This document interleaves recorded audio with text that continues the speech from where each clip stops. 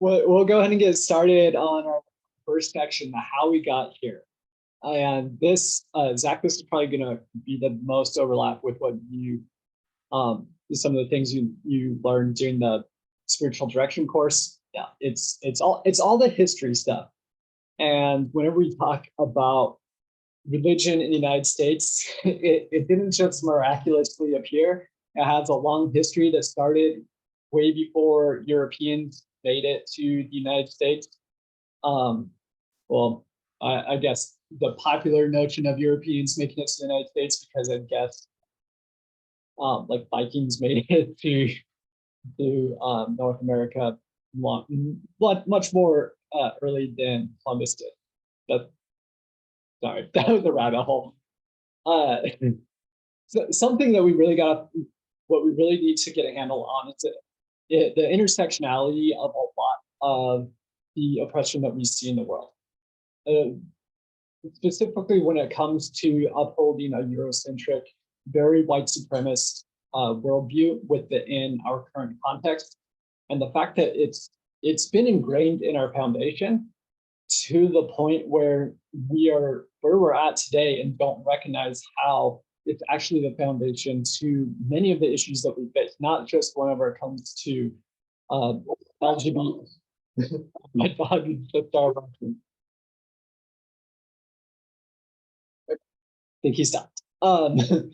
Not just whenever it comes to LGBTQ plus issues, but it also underlines things like systemic racism. It underlines our very patriarchal notions of family structures, of leadership. It is all coming from a forced ideology that was developed, a lot of it within the period of the Reformation and the Enlightenment. It was building before that, but really what we end up seeing in much of the time of the Enlightenment is this idea that European civilization has actually, it's reached the peak, or it is nearly at the peak.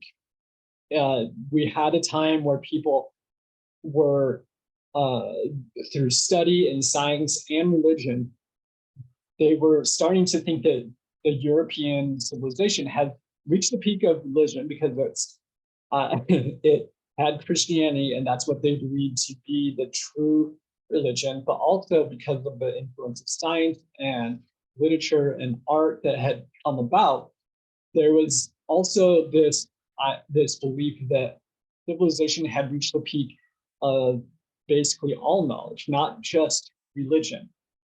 And combining that with the idea that combining this idea that civilization has reached the peak and what is a Eurocentric ideology, that is how they spread throughout the rest of the world through a lot of colonialism.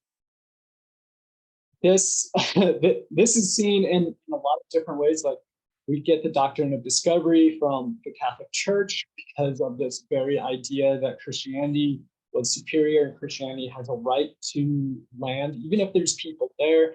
It's honestly the foundation for things like the slave trade, because the European civilization, or civilizations, I guess, relied on cheap labor. And so it was justified to uphold what was viewed as the peak of humanity. But on the flip side of that was also the forcing of that ideology onto other cultures.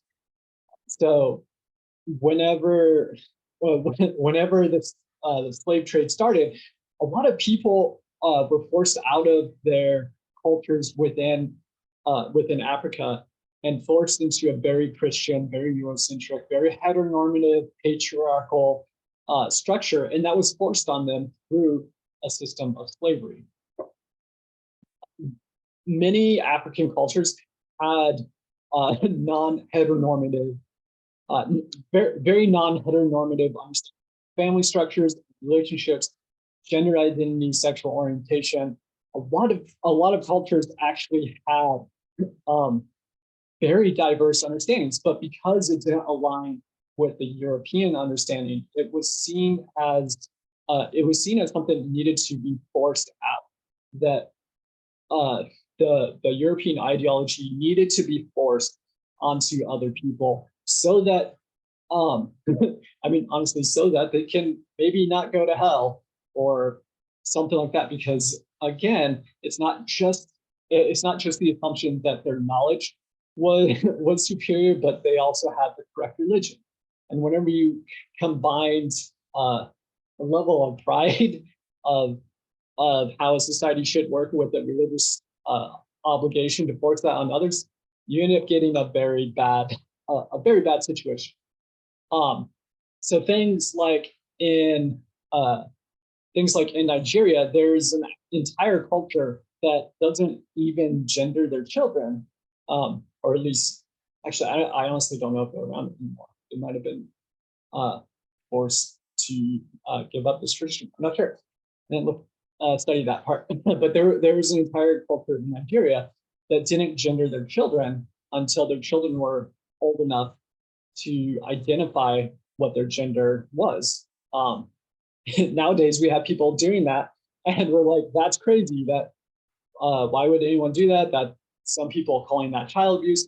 Like that was an actual culture that was essentially erased. And we'll talk about kind of that the reinforced colonialism, especially within the African continent, in just a little bit, as as we continue to shape the political sphere within Africa, even though even post like slave trade, we still shape the political landscape in Africa, which is um, another form of colonialism. Anyways, we have during this time we have the forcing of European ideology on slaves as they're being brought to the United States. At the same time, we are also expanding throughout North America. And sorry, I am using United States whenever I should be saying North America, because it does include Canada to some degree. And yeah, so that's just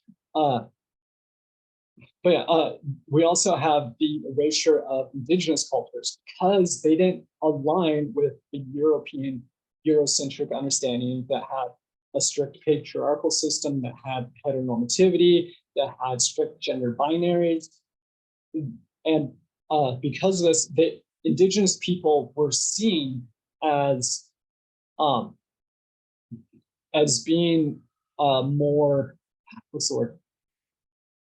I'm trying to like the language that the language that people used was they were savages, and this was intentional language to establish. And sorry, I should have had a trigger warning before I said that. To establish inferiority to European colonizers, and which is something that is used all throughout history. Is the use of language to dehumanize, to establish a hierarchy. And oftentimes we see that all throughout European history, dealing with other understandings. And it's something that we see today. It's why we see things like healthcare being called castration or mutilation, whenever nobody says that about other surgeries, even though surgery isn't necessarily a requirement for trans people, but because it is something that trans people do seek out, and because a narrative wants to be spun, a certain language is developed to speak down to those to speak down and to create. Sorry, losing the train of thought here. It's an intentional language used to set a narrative that can then be pushed against. It's kind of a straw man concept, but it's the intentional use of derogatory language. So whenever it comes to trans healthcare, when it does include surgery, the language of mutilation or castration, things like that, those are intentional whenever other healthcare is not spoken of in that same way. We don't speak of circumcision as mutilation. We don't speak of tonsil removal as mutilation. We don't speak of, honestly, we don't speak of vasectomy as castration, even though that is a process of making somebody infertile. It is intentional. It is an intentional rewriting of language to uphold a narrative. So we've seen how Europeans have come and erased other people's cultures, erased other people's understanding of humanity, which honestly reflects a lot more of an ancient culture and a lot more of the culture within the context of the Bible, because it didn't fit the Eurocentric heteronormative understanding. And that's why we find out things about indigenous schools, like couple hundred years later, because it was something that Europeans were doing and hiding, and honestly knew the atrocities that they were doing, but thought that they were doing it for the right reasons, to spread the right religion, the right understanding throughout the world.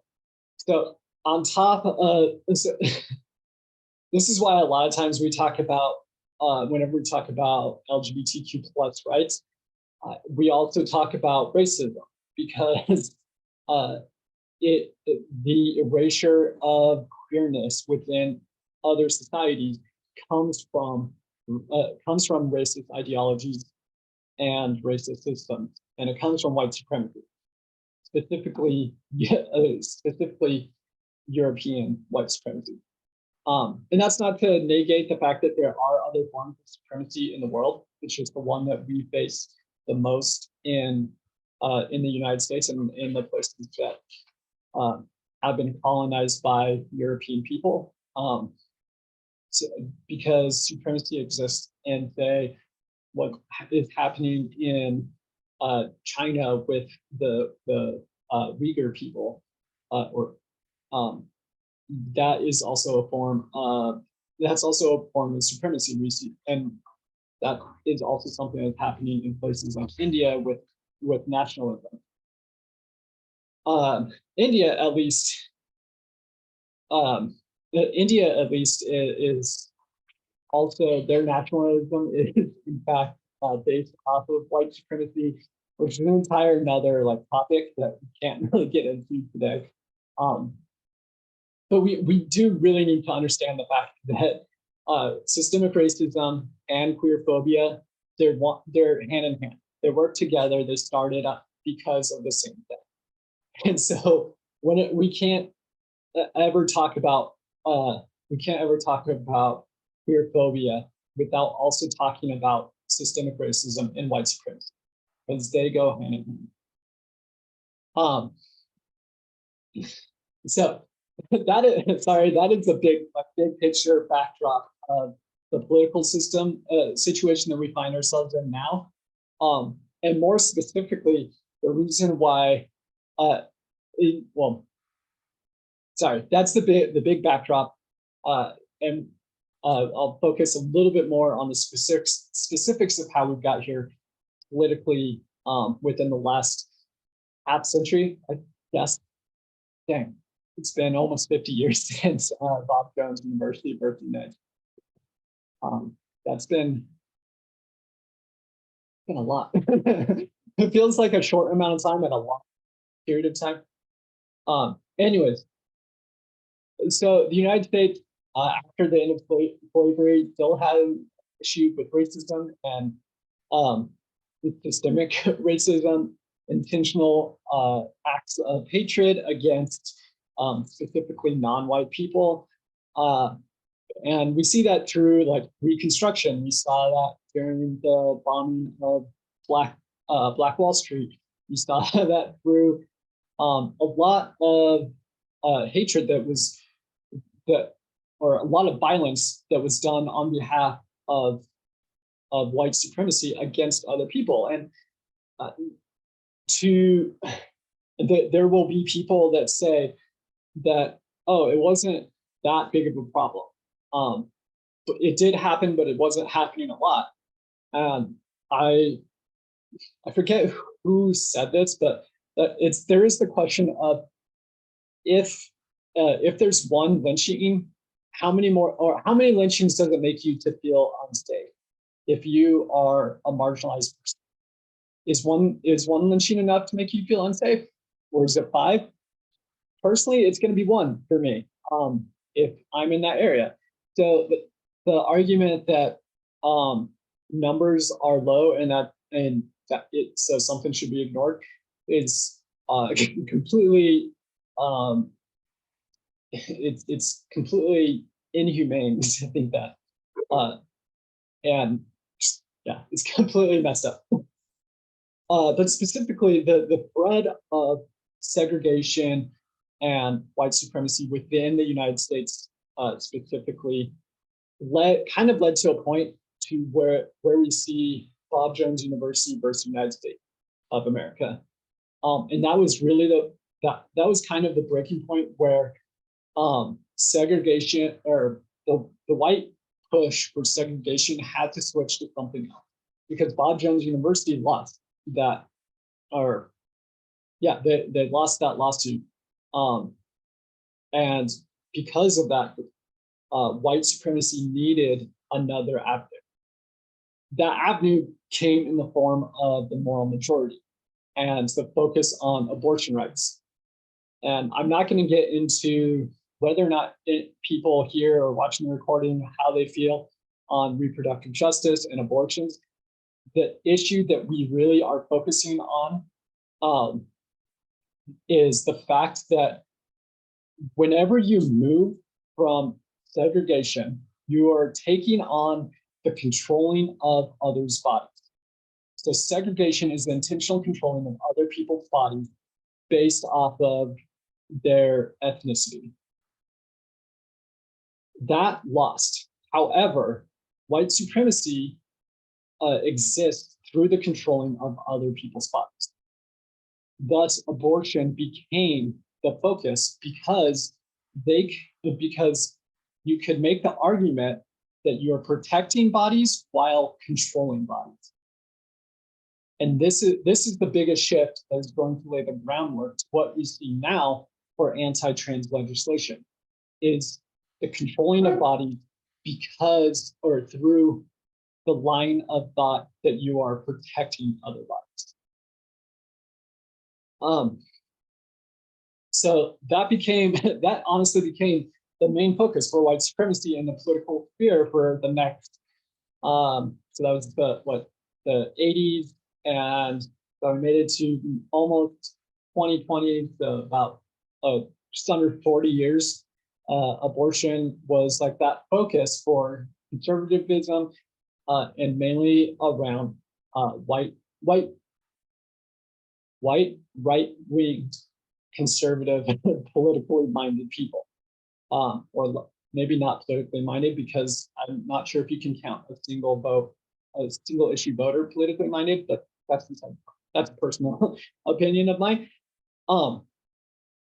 And so that is why the decision in that is why the decision for Dobbs was so important and so catastrophic to a lot of what we are facing today, because it removed, because Roe v. Wade kind of solidified that you can't control other bodies, even if your line of reasoning is to protect bodies. With Roe v. Wade being overturned, now it was possible politically to control bodies. And that is what we're seeing currently.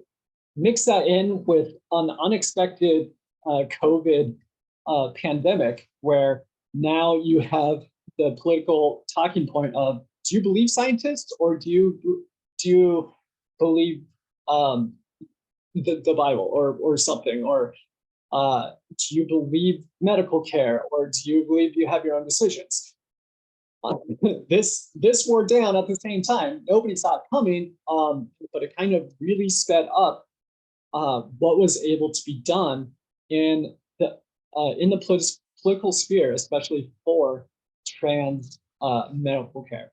Because now you can be a politician, you can talk about the control of other bodies, you can say that it's for protecting bodies, so you're controlling bodies through what you're calling protection, and you have a vast majority of people who don't want to listen to the science or uh, the medical profession. So basically, we had the perfect storm for anti-trans legislation, and that's where we are now. We're here in 2023, where the perfect storm happens. We're here. Anti-trans legislation is being passed in many states. And anti-trans bills have shown up in 38 states. They've shown up at the national level for the United States. And I think we're up to 11 or 12 that has successfully I think we're up to 12 that have successfully put some type of ban on medical care for trans, especially trans children. Yeah, what Bev said, back up. Is that a question to back up? Okay. No worries. Yeah, so that was a big section of how we got here.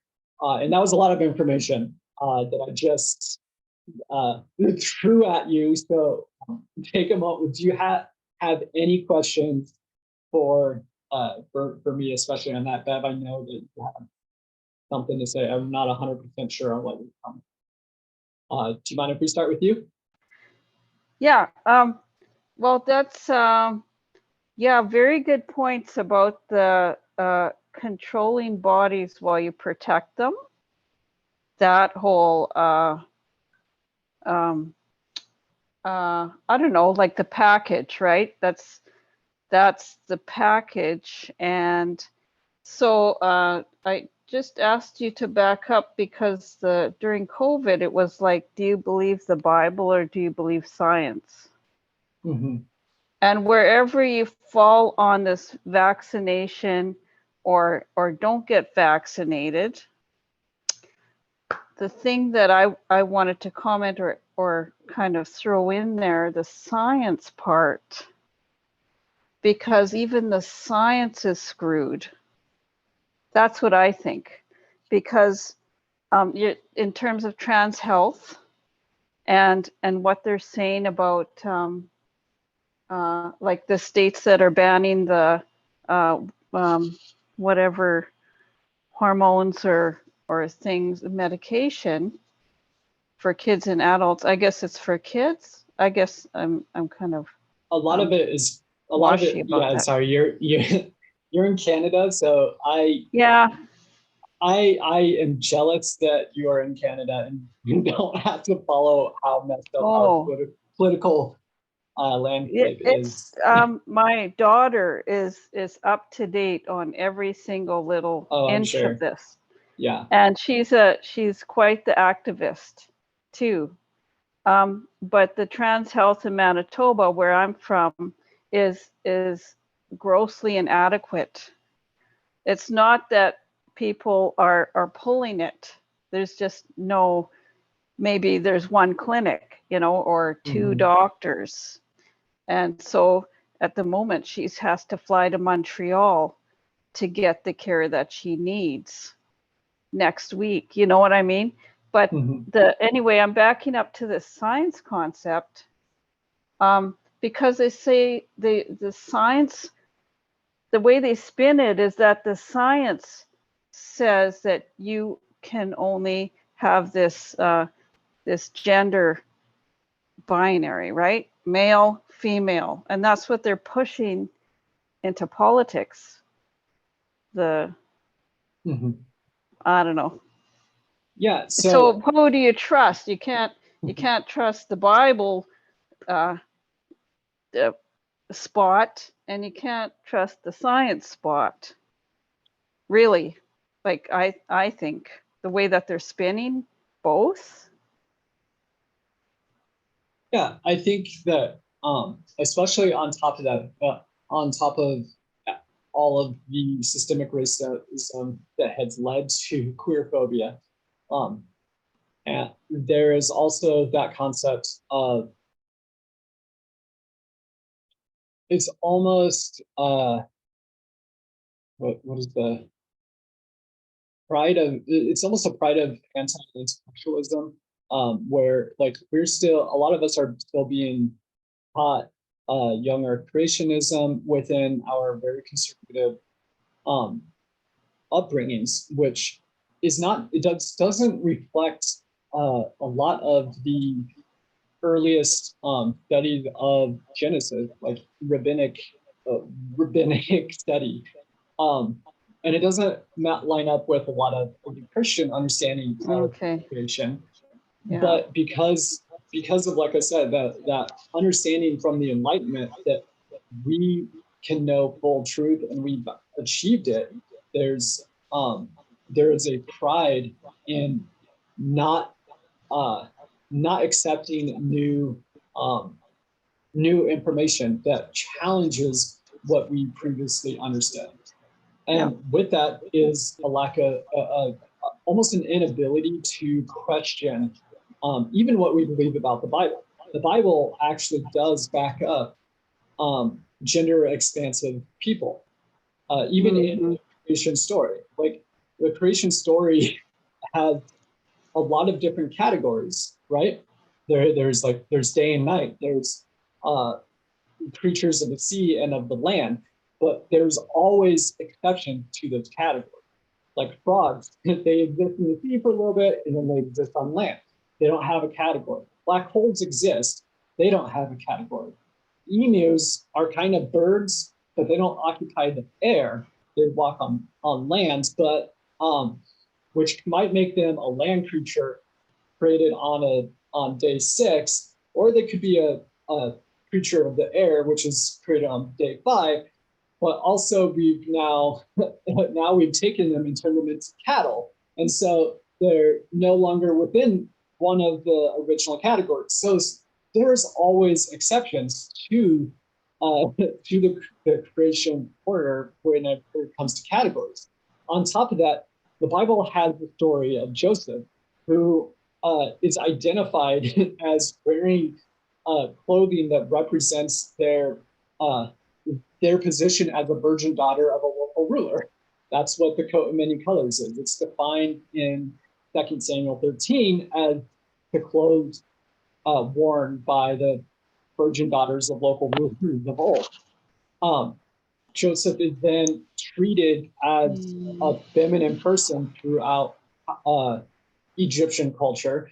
And then at the end of Joseph's life, Joseph, it says that Joseph, uh, their great grandkids were born on their knees, which is a reference to Joseph's mother, who became the adopted mother of uh, the adopted mother of a child between her husband and her servant, which is rape and an awful story, but it's a literary connection of motherly adoption. So the story of Joseph is actually uh, an intentionally gender expansive story. Um, but because we have studied it through a Eurocentric lens that forces binaries onto our understandings, we've lost it. We've lost it for a few thousand years. And so like that's kind of where we're at whenever it comes to the Bible, is like the recognition that um, we have a difficult time understanding what the Bible might actually say, because we have so been taught what it has to say that it's hard for us to learn something new. So with that, I'm just going to make a little comment. With that, so we're talking, there's the European religious mindset, worldview. But it's morphed into some kind of evangelical conservative or fundamentalist. Like if you go back to the European religion, it seems like this beast is an offspring of what 200 years ago, or I don't know, like there's those generations of something. This is some kind of crazy offspring off of that even. Yeah, so there is a lot of American exceptionalism that plays into it as well. I don't know if Canadian exceptionalism is a thing. That's but that really does. We like to blame the Americans for all the exceptions. So, we have our own version for sure, I'm sure. Yeah, but like as far as I know, there's very few other countries that like are hyper militaristic, like the United States. American exceptionalism is definitely playing into what we're seeing now in evangelicalism and a lot of this hyper Christian, because we have we have white supremacy, we have Christian supremacy in America. We also have an American Christian supremacy. If we're being completely honest, we have our own form of Christianity that we believe or we act, and I'm using this in a very general sense because everyone here probably doesn't fall under this, but we our culture, especially the evangelical culture, acts as if they are still the epitome of civilization, still that peak of a civilization that has been held onto then colonialism. So it's still like this. And that's really what we're dealing with now, is this idea that beliefs the beliefs are perfect and anyone who is outside of that has to be inherently wrong or evil, which is not the case. That like most most cultures have not had that type of worldview, but we have developed that in the United States.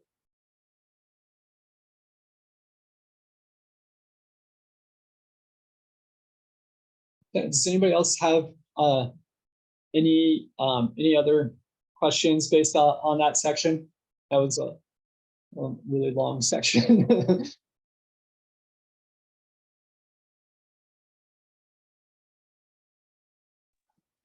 Just an observation about narrative. I was trying to keep details where they need to be. A young person that I know of that's from outside of our country was talking about having engaged with some interviews of Ron DeSantis. And because of how the interviews spun the narrative and the way that the facts were being given, it seemed like some of the feedback in the conversation we got in was it came from a place of, no, this is actually protecting people, this is taking care of people, this is providing, and I mean, obviously I was blown away, but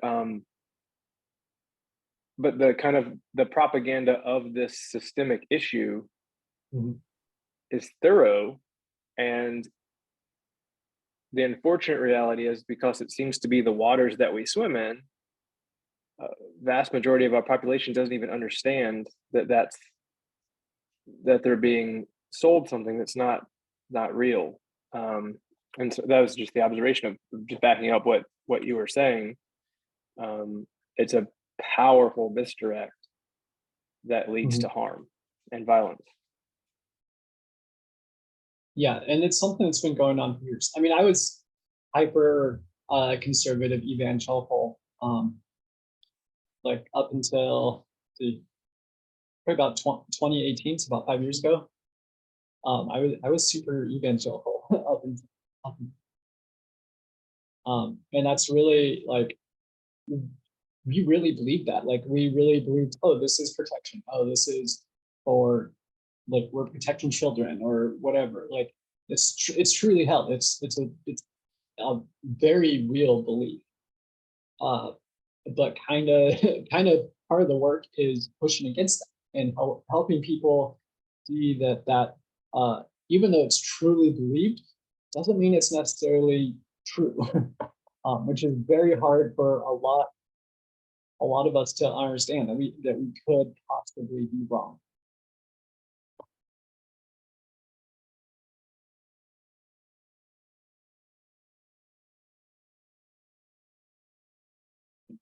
Well, we are at about an hour.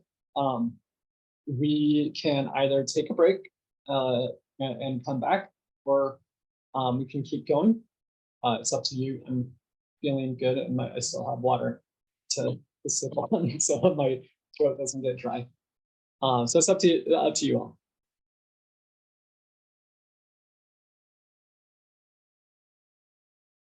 We'll push through. I'm getting some nods from those with video on. So okay, we're gonna push through. All right. So during all of this, that we've just talked about, and especially during the last about 40 years, whenever the focus has shifted from segregation to other issues to control people, there's actually been a counter push, especially from certain religious organizations. And this is the section 2 that we're talking about, which is the cost of affirmation. I know, so I'm trying to remember, Robert, you are the retired United Methodist. Yeah, and so you have Reconciling Ministries. I don't remember what Mennonite have, but I do know that Mennonites have affirming organizations. I am technically part of the Disciples of Christ. We have the open and affirming process that very similar to the United Church of Christ. Anyways, denominations has started to recognize the need for affirmation within their spaces. And so a lot, or a handful of especially mainline denominations have put together their process of becoming affirming, or reconciling for United Methodist Church. I'm going to use affirming because that's my tradition. So translate those terms in your know what I'm talking about. And that has come with a very steep cut. Whenever, like, the church that I'm a member of only became open and affirming in 2019, which is very recent. They had been working towards that for a couple of years, because our denomination does have a process. Whenever they started that process, they lost people up front.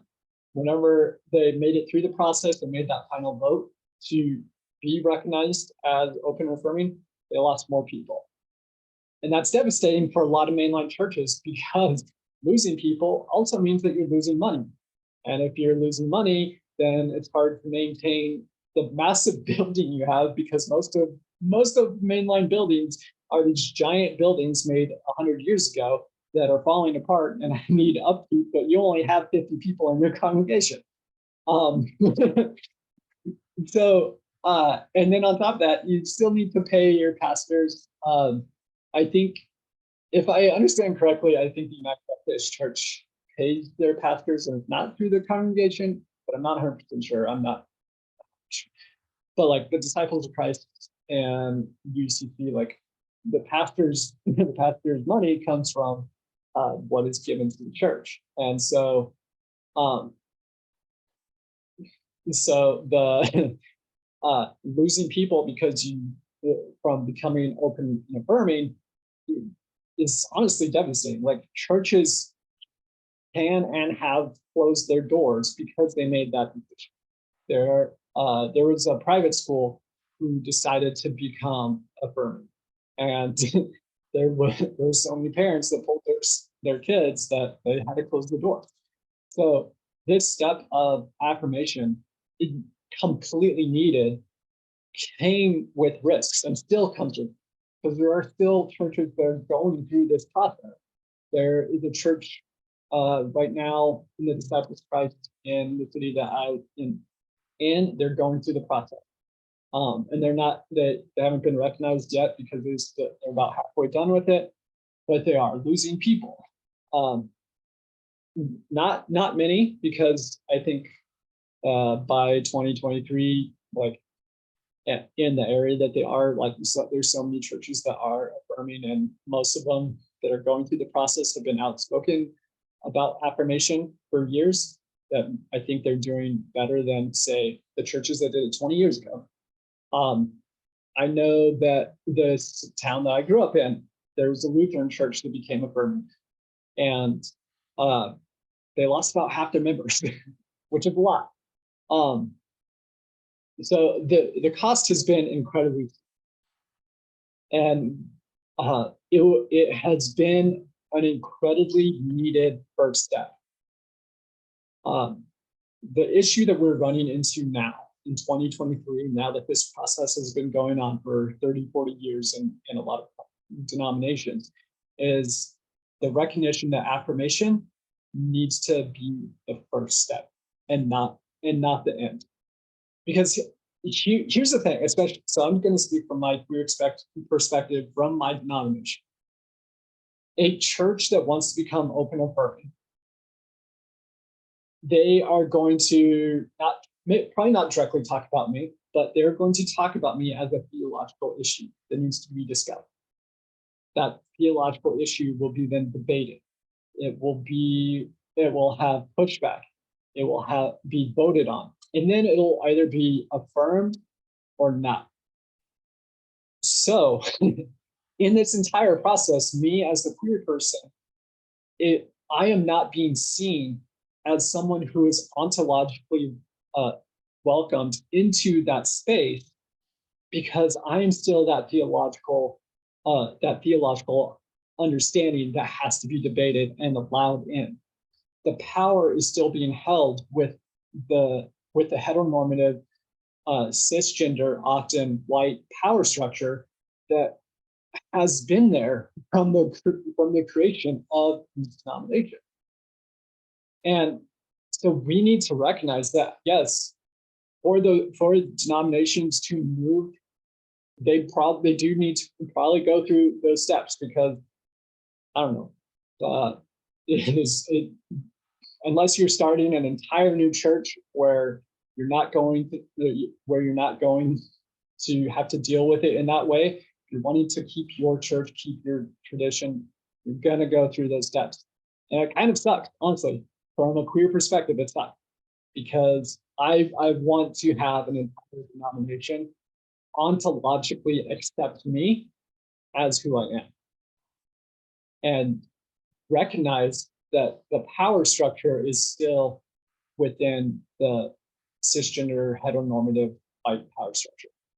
So that's why we think, especially at CPI, one of our big pushes for the next probably couple of years, honestly, or probably however long it needs to be, is through this understanding of solidarity, which is why we're putting this on, because we need to understand that affirmation was step one. But if we're going to have people be viewed for who they are, who they have been created to be in the full humanity that they represent, affirmation is not going to get us there. Being welcomed is great, but it is hard for a church to have an open table if the state around their church wall is not open to queer people. So that's why we are saying that affirmation is the first step. It is a passive step, and it's time to take that next step into solidarity and to be active in how the church, how individuals are responding to the world. And that often requires, honestly, that often requires picking a side. And churches are honestly awful at this. Churches don't want to pick sides, or mainline churches, I should say, because a lot of evangelical churches do pick. But mainline churches really do try to be a moderate voice, I guess, where being open and affirming, you let everybody in regardless of what they believe and stuff, and that's great. But at the same time, if a church is not challenging the power structures within itself and without and outside the church, the truth of the matter is oppression and marginalization will continue. We cannot we can't change a power structure without first tearing it down, and oftentimes that starts with tearing it down where we are. And the church has very much relied on that power structure. So what we're saying is it is time for churches to recognize that we need to quiet the majority voice, the voice that has had power throughout most of its history, and listen to the voice of the minority, listen to the voice of the marginalized.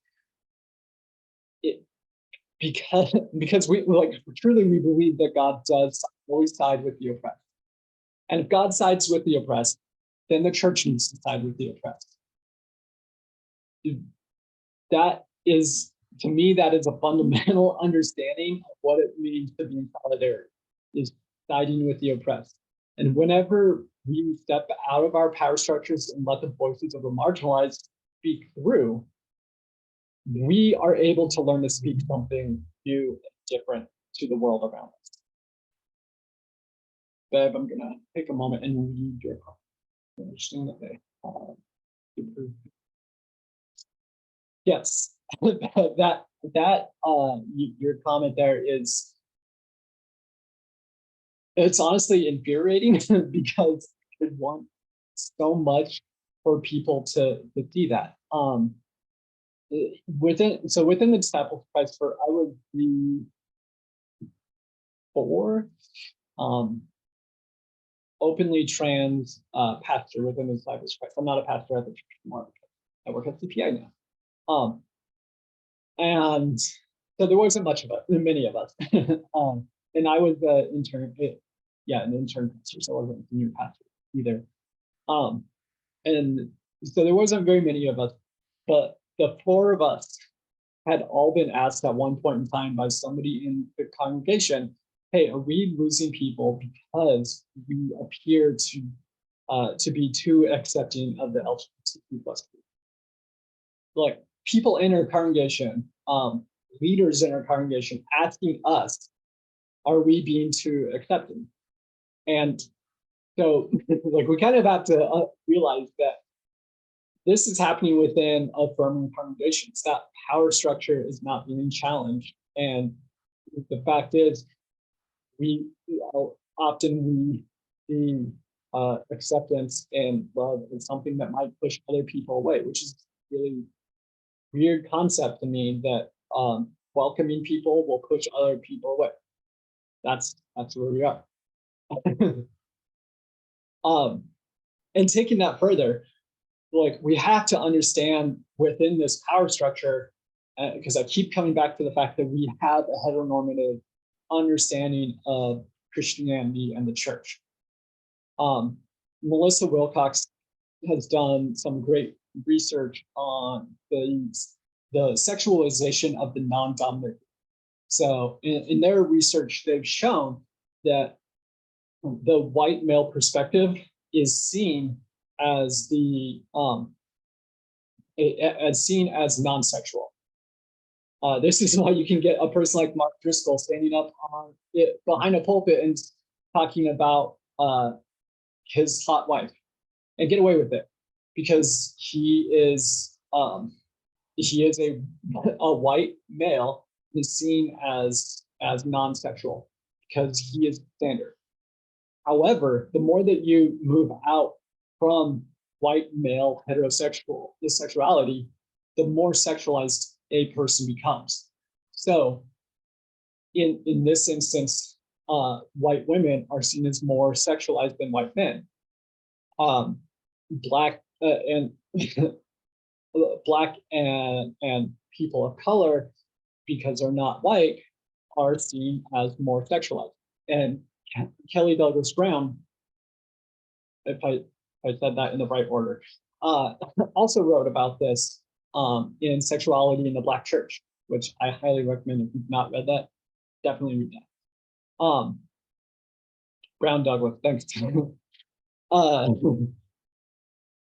Yeah, I always get Kelly Brown Douglas name swapped because she has two last names, so I swap it in my head all the time.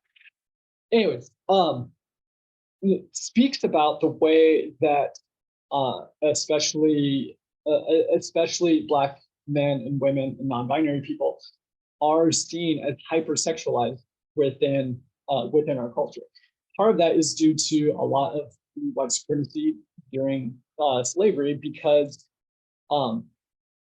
traditional African culture didn't have a heteronormative understanding, and also within within slavery, there were a lot of people that didn't want to get married because their partner could be sold off, and so there became a narrative of sexual deviance, especially among Black people, that has permeated our culture and still exists today.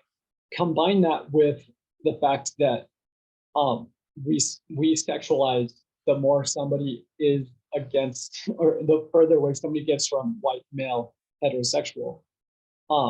You really have a bad narrative that can cause a lot of violence, and this is why we see a lot of oppression, especially against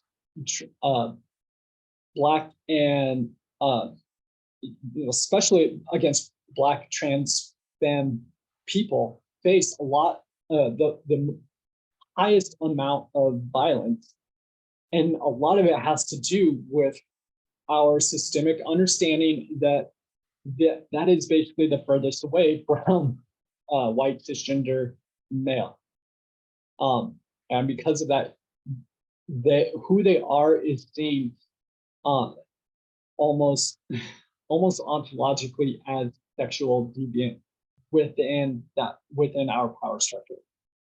So and this is why I push back on heteronormativity all the time. And I know that it was brought up of what happens when somebody comes into your congregation and they have a quick partner.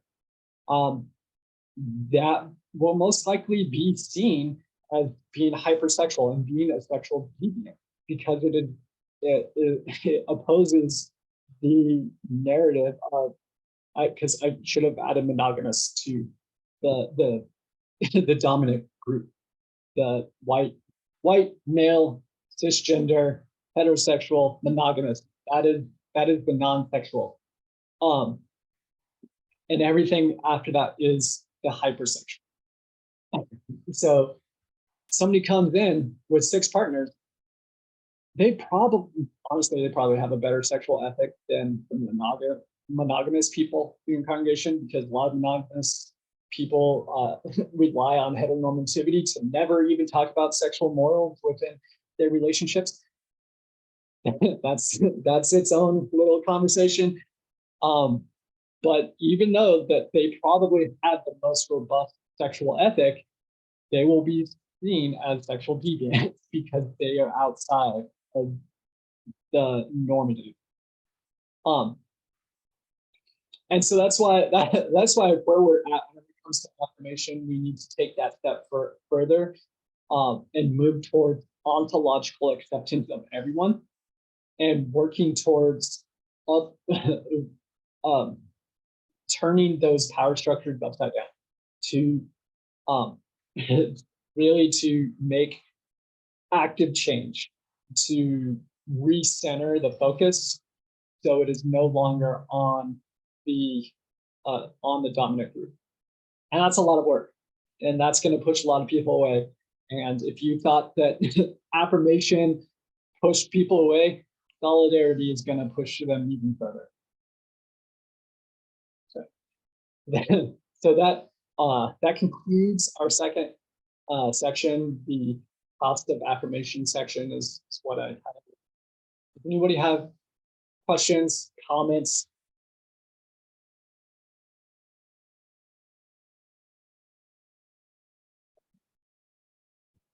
You know, our denomination, United Methodism, is in a big fight over all of this. And we're one of the conservative conferences. And when you're talking about affirmation, although people are using this as, it's a little more complicated than I'm going to say it, but by and large, the issue is over sexuality in terms of what people are doing. We are a conference of 728 churches. 300 of those churches are leaving. That's not people leaving, that's the congregations are leaving. Yeah. It's really, It's really rocking. I mean, it's not happening everywhere. In Oregon, there are only 3 churches that are leaving, but here in Western Pennsylvania, it just was really, it's really rough. So as you're talking about, the affirmation dimension can be really challenging. I have a friend that is he's a United Methodist pastor on the border of Oregon and Idaho. And they're like the only reconciling ministry church in that section of Idaho. Idaho is it's a rough place.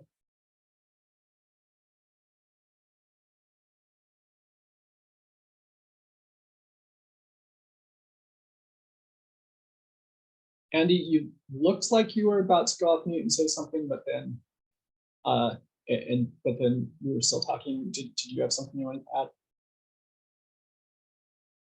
I didn't. Okay. Sorry to call you out then. That's okay.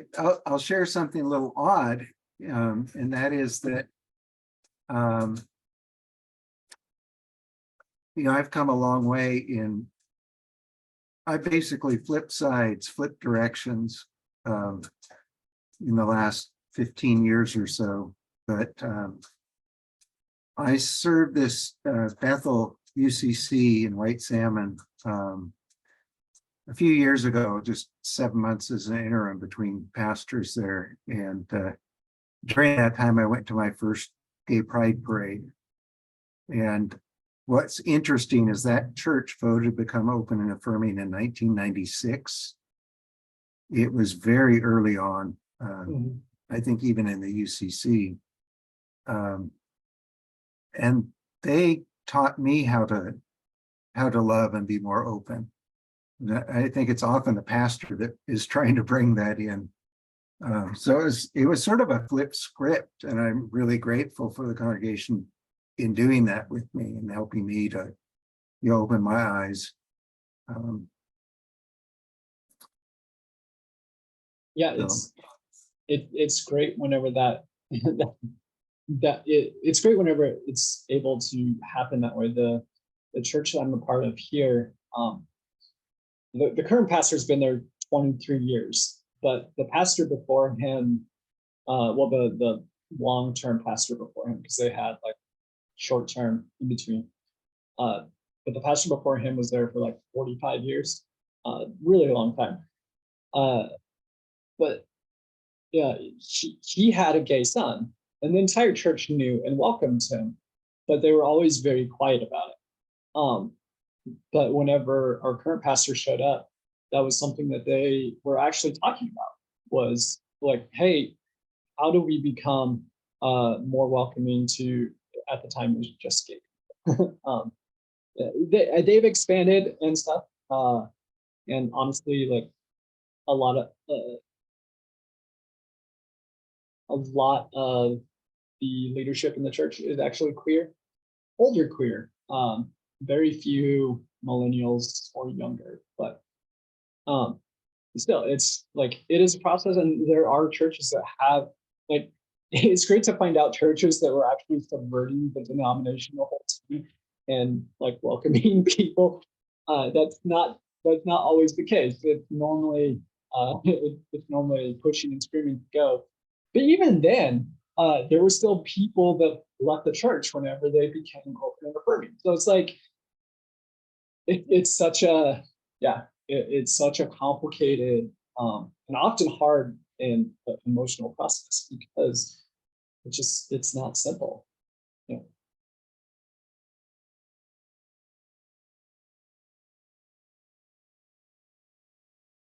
Well, we have one more section, and this section will be as long or as short as what it will be because it is the section of where do we go now?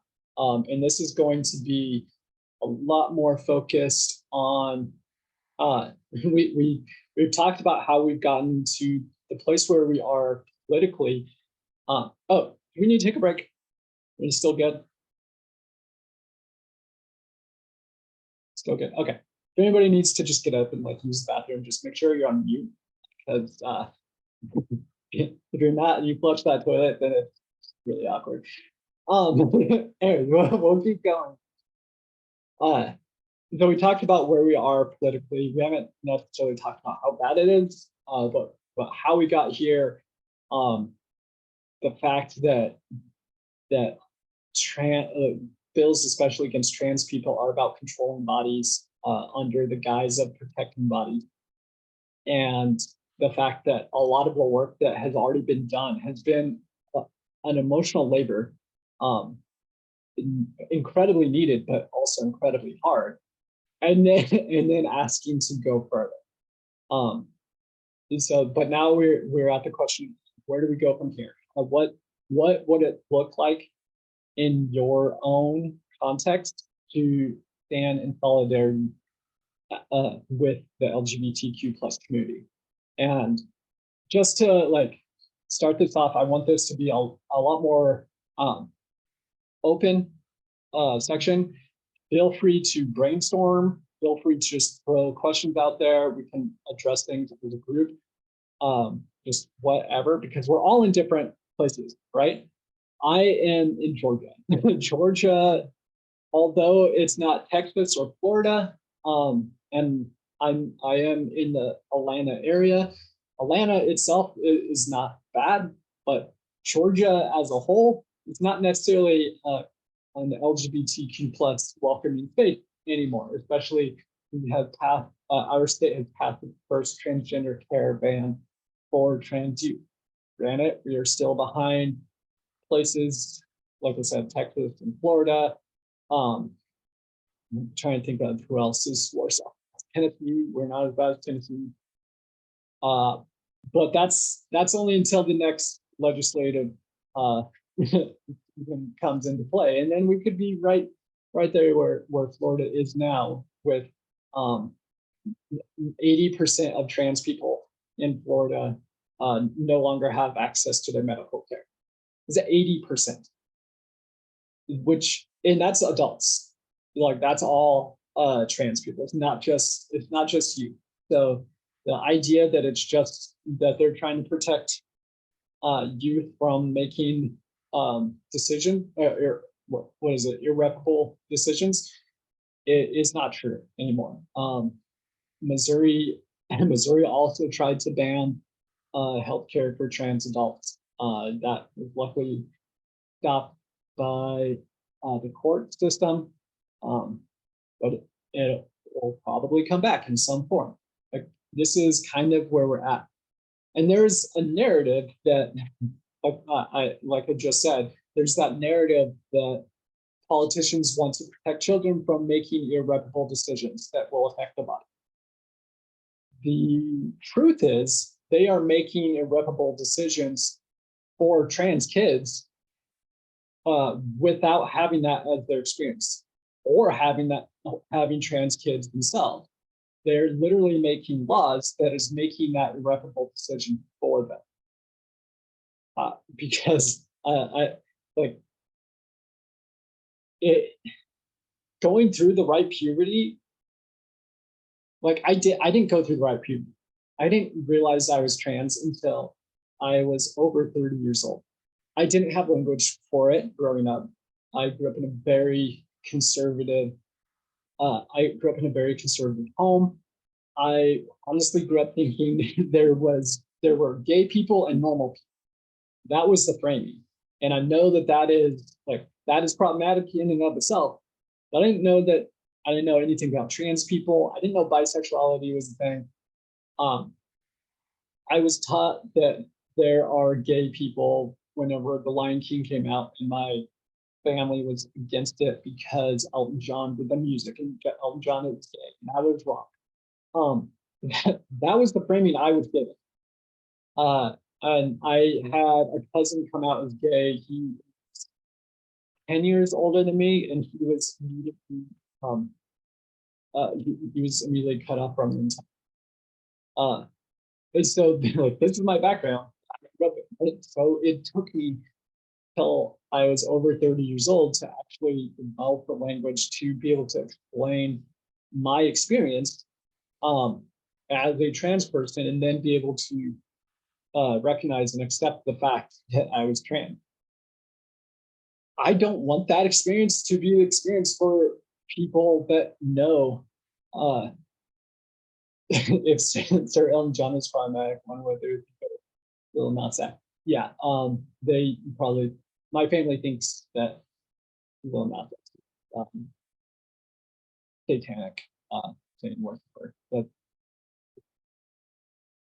I lost most of my family when I came out, which was before before that whole music video came out. So I didn't hear what they said, but I'm sure that they were tearing it. I come from a family. Sorry.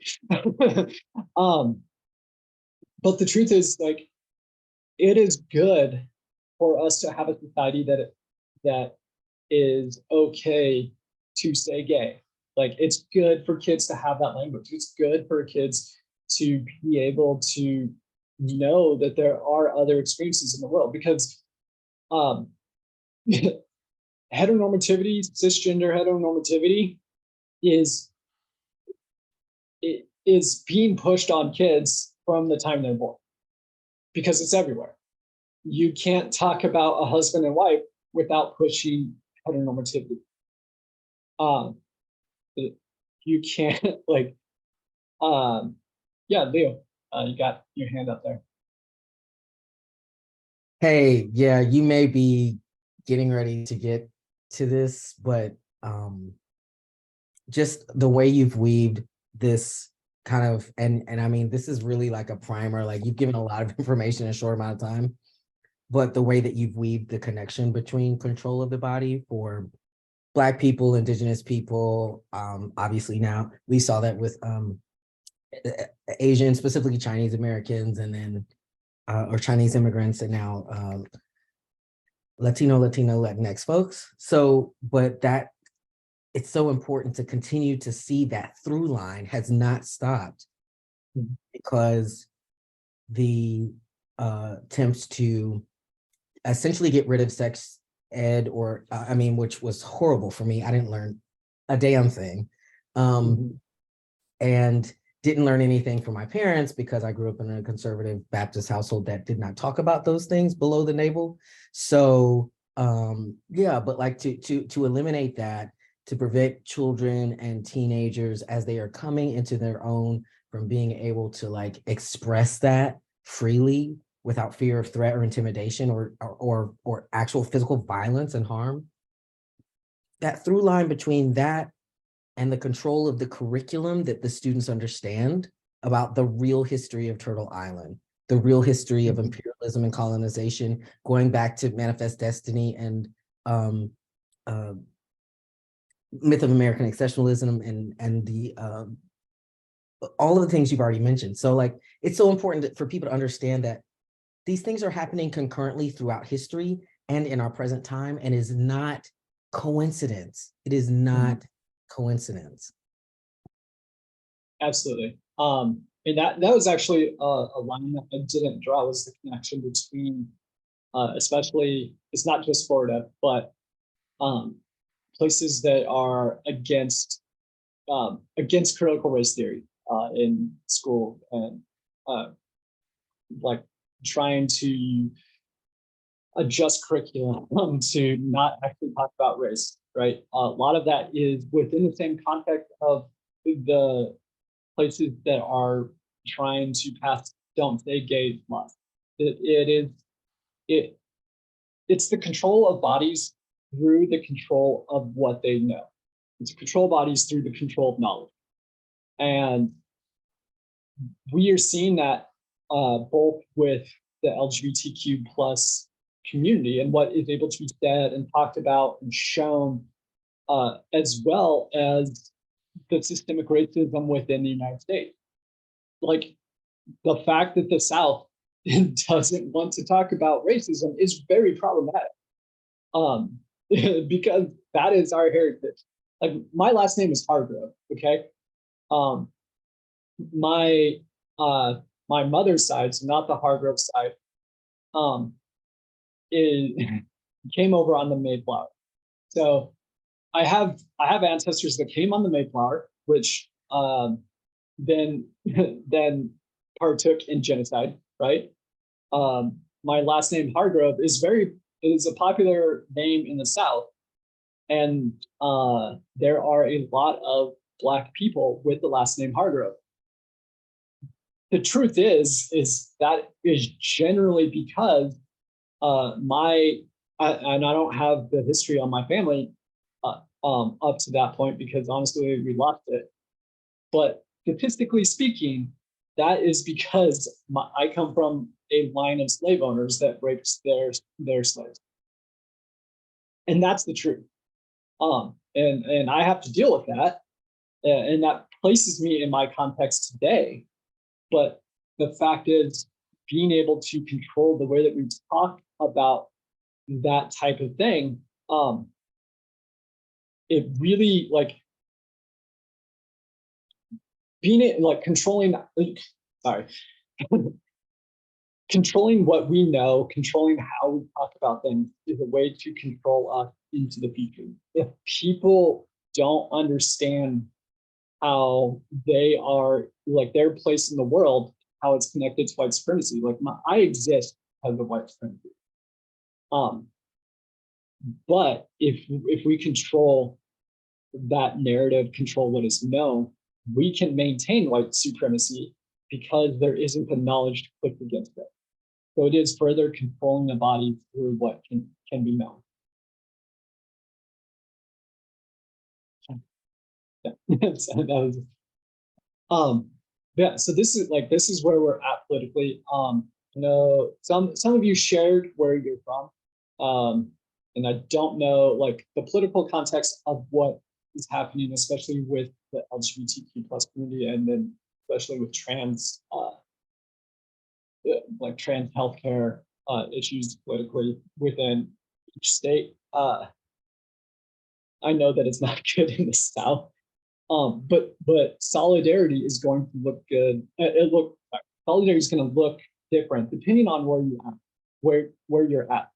So one of the things, I'm going to share this, Leo, if that's okay.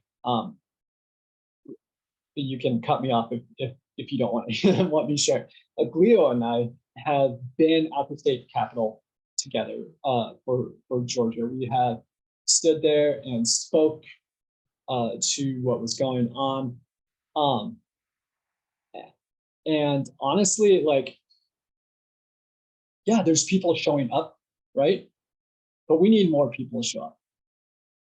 Like we need allies showing up at the Capitol. We need numbers, especially here in the South, where we are being debated constantly through the legislative system.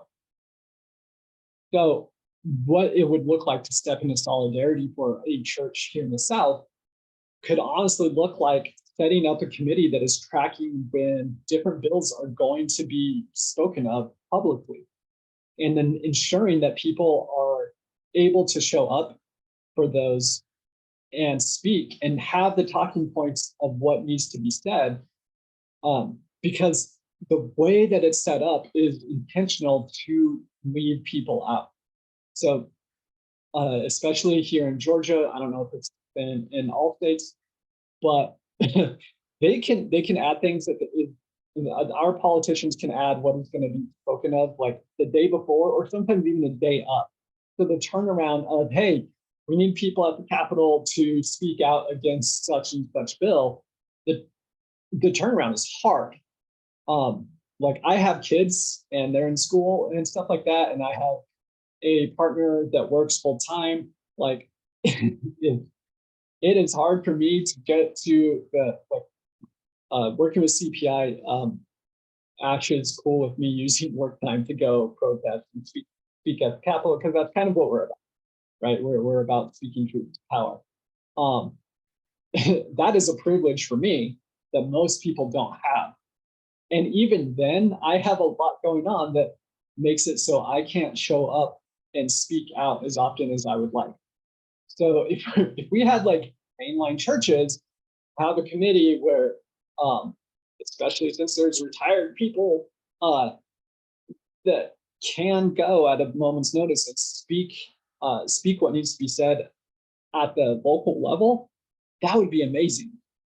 That is just like one idea of what solidarity would look like within a local context. It is taking action outside of your church wall, because you can be as affirming as you want, but you're going to watch genocide happen outside your church wall if you're not actively working to make change and stop that from happening. That's not the context for everyone else. In safer locations where it's not a political issue, it could look like gaining funds and helping people that are fleeing states. Like people are fleeing Florida right now. If you have a congregation that is able to collect money, there are organizations out there that are actively helping people relocate because they are no longer in a safe location. That. Yeah, I just have an example of solidarity that happened just last weekend.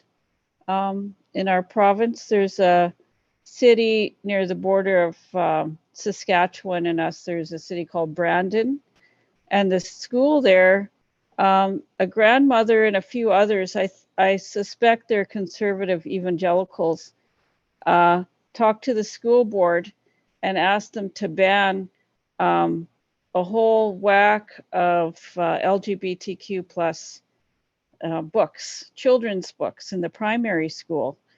And so the committee was considering doing that. And with a short meeting, they kind of decided, okay, we're going to listen to this grandma and everything. And so there was just maybe one or two opposing views for that. And so they decided to have a second meeting for the public to show up and sign up people to speak. And what happened was actually quite overwhelming support, with hundreds of people showing up to that public school and 30 people speaking.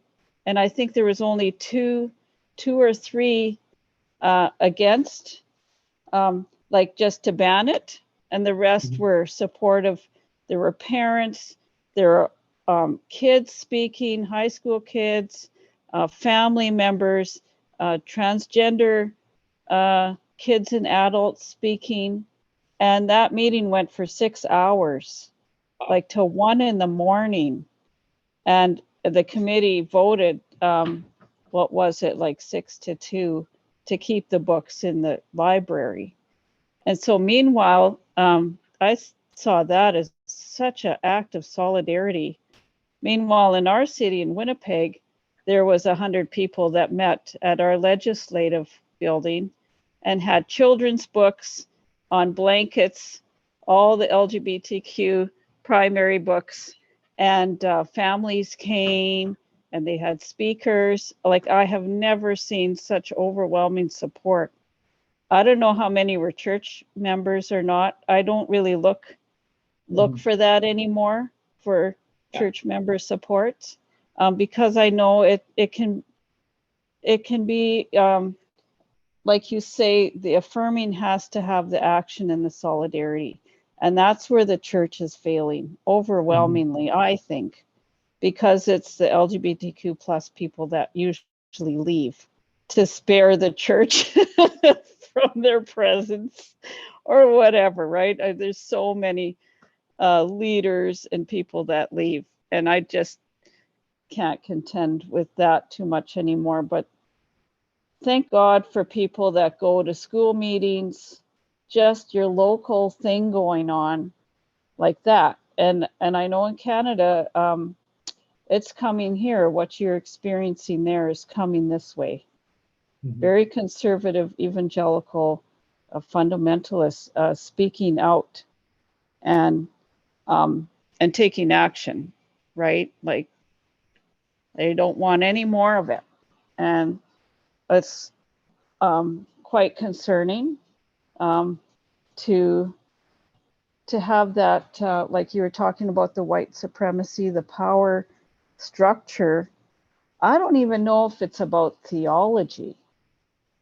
You know what I mean? Like if they really had a deep grasp of spirituality and theological reflection, they're giving into the power structure.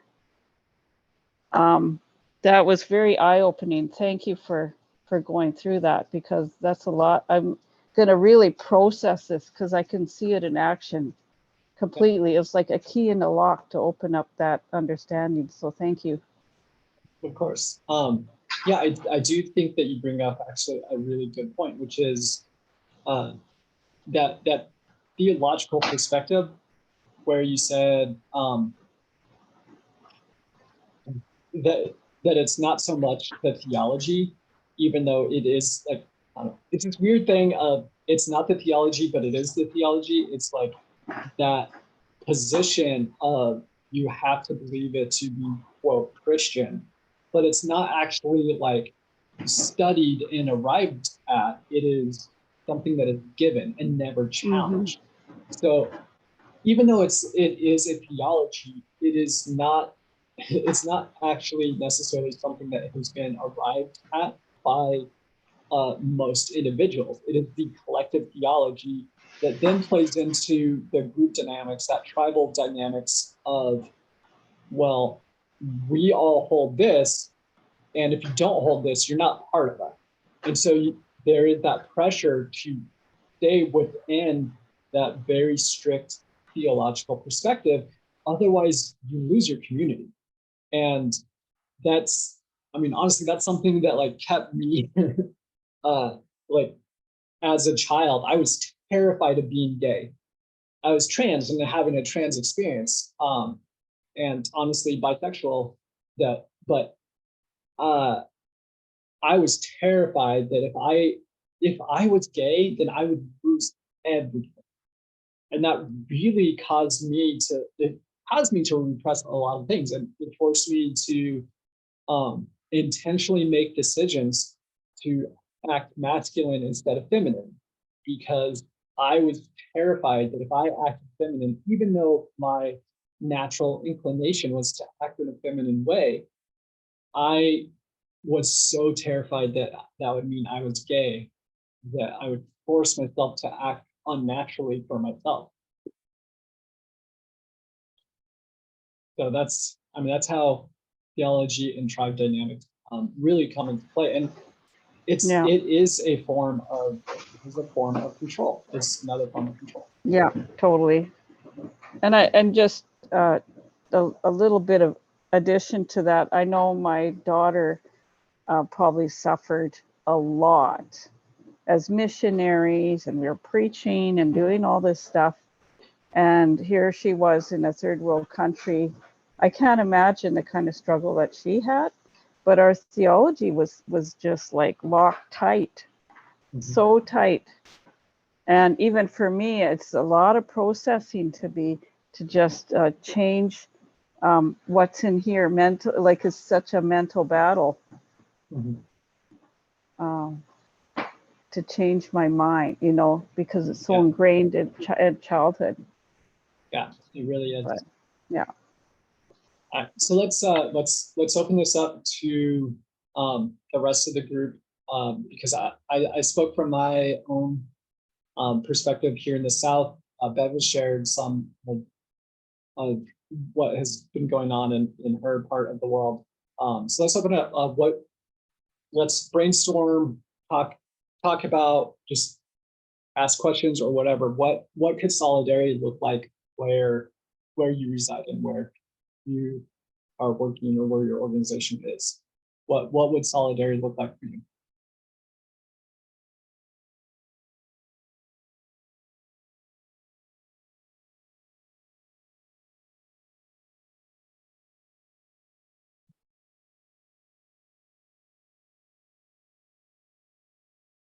And you don't have to have like an answer. Like you can ask the group, like just give a little explanation of like where you're at, and maybe some shortcomings of wherever you find yourself and what you would like to see different. So it can be really whatever. Like I'm not asking you, hey, how do you act right now to be in solidarity? Like just kind of brainstorming what it might look like in your own location.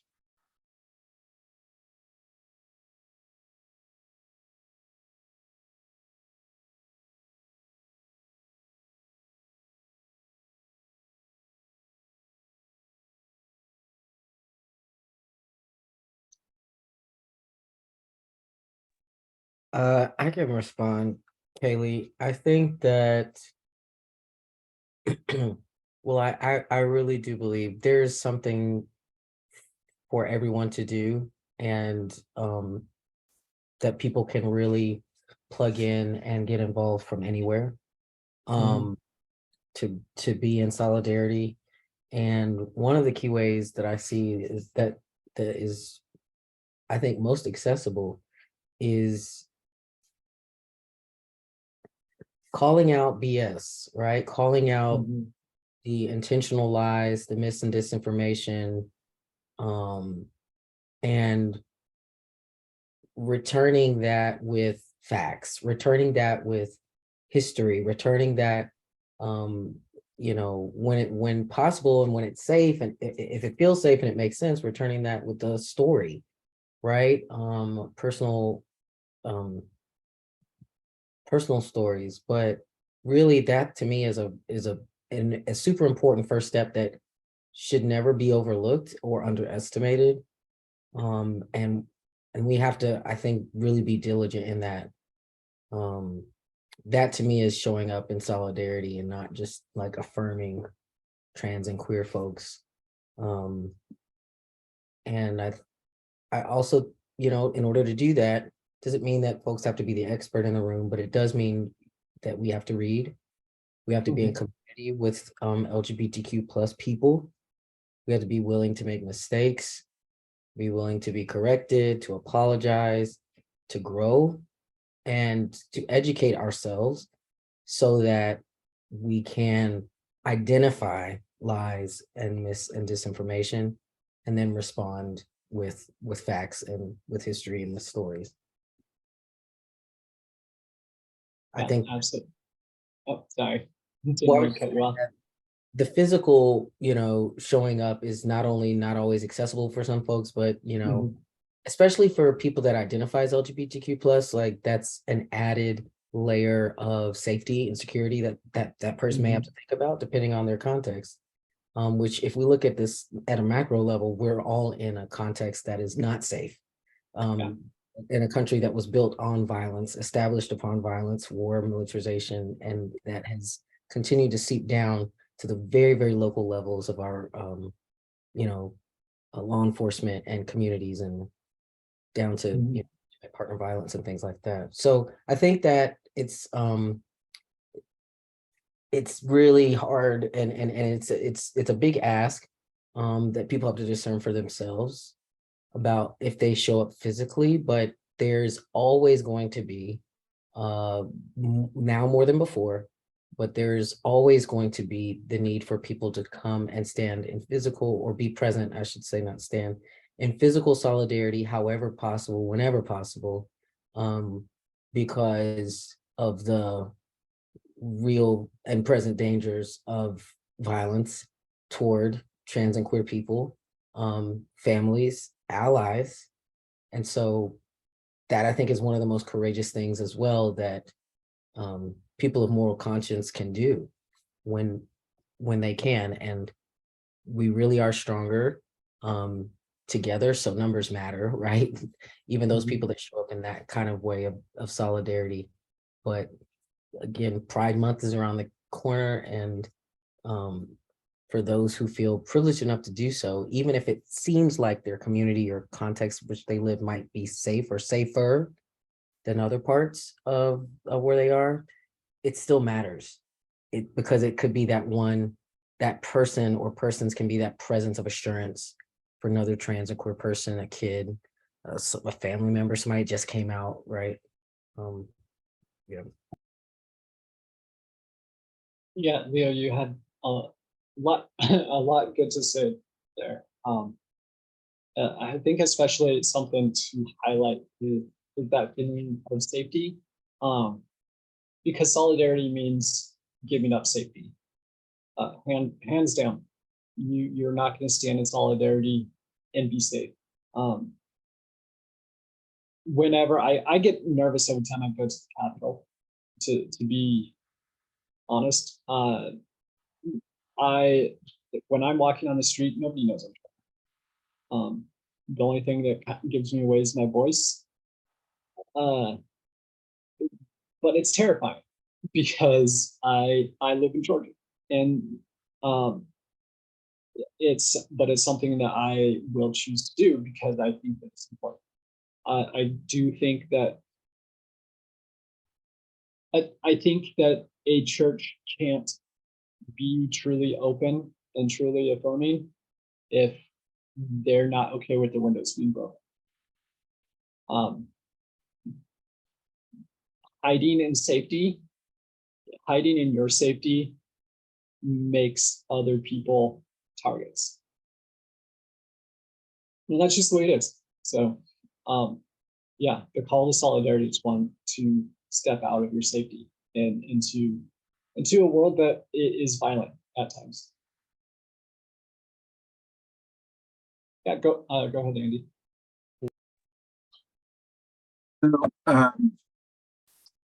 When I came to Bethel about a year and a half ago, the second time, they had already started the OWL classes, Our Whole Lives. I don't know if you're all familiar with that. But one of the things I thought was amazing that they did was they partnered with a queer woman who doesn't go to church, doesn't have anything to do with church. It's actually pretty offended by some of it. And the classes are held at the church and the church sponsors it, but it's this weird collaboration between a very spiritual but not Christian person who's queer and our church. And it's been really beautiful to stand out in that way and really try to expand what's being offered in the larger Gorge community. But one of the other things that has come up, and I mentioned earlier, that we have queer and trans folks in and adjacent to the church. And two of the parents of two of those people have been wanting to start a support group for parents. And I think that just got kickstarted with the Latina woman that came in the other day to ask for help and counsel, because it was just, she's trying to make sense of having a trans kid, and coming from a Latino culture, it's even, I think, even more challenging. So I think solidarity, I love the practical examples of standing up and standing out and speaking out and standing with. I think there are other things that we can do corporately, like offering OWL or something like that for everybody, but it's so inclusive in how it's presented. But then what are some of the things that we can do? This, and it wasn't my idea, it was these parents' idea to start this support group. But I think it's a beautiful way of standing in solidarity without helping parents walk through this and not putting the burden fully on their kids. To have them do all that education and walking with them. I think it's a huge way to support the kids that are coming out. And we're still, we're looking for lots of different ways, but it's also trying to be open, listening and learning at the same time, because many of us aren't queer. And so what does it mean to have the humility to open to admit that we don't have the answers and that we have a lot to learn, but we can do that together. And in that way, doing that hard work together, we are able to stand with and alongside our queer friends and family. Yeah, I think that you bring up a really good point, especially with the learning together point. Like, you don't have to know everything to stand in solidarity. And honestly, if you wait until you do know everything, yeah, that's gonna take way too long. Because I don't know everything, and I'm a queer person, so there is that. But I do think that you also bring up a really good point with being a place that is a resource. One of like, honestly, one of the easiest ways in solidarity is to be a place that is a resource, especially the more that knowledge is trying to be suppressed about different aspects of our culture. I mean, you're in the Oregon, Washington areas. It's not Florida, it's not Georgia, bad, but still the access to knowledge is incredibly important, especially in more in places that are repressing voices. Being a place where, because a church can have books, right? Like, books are banned in a school. A church can have those books. There's nothing saying that they can't be there. A church can hold resources for queer people and families that aren't available in the public around them. You're just able to do that. And if somebody puts you back, you actually do have extra legal protection within the United States, to be able to act in your own way. Step into that, like, be that resource that people can't find in the world. Don't, but I will say, do not push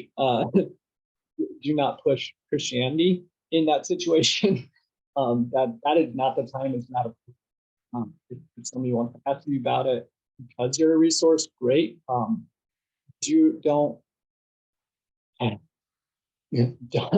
use being a resource as a means to manipulate people into joining your church. If they choose to come, that is their decision. But yeah, that's a form of manipulation as well. It's not good. But yes, be a resource, be a true resource, one that is there, that people that aren't Christian feel safe and comfortable being there.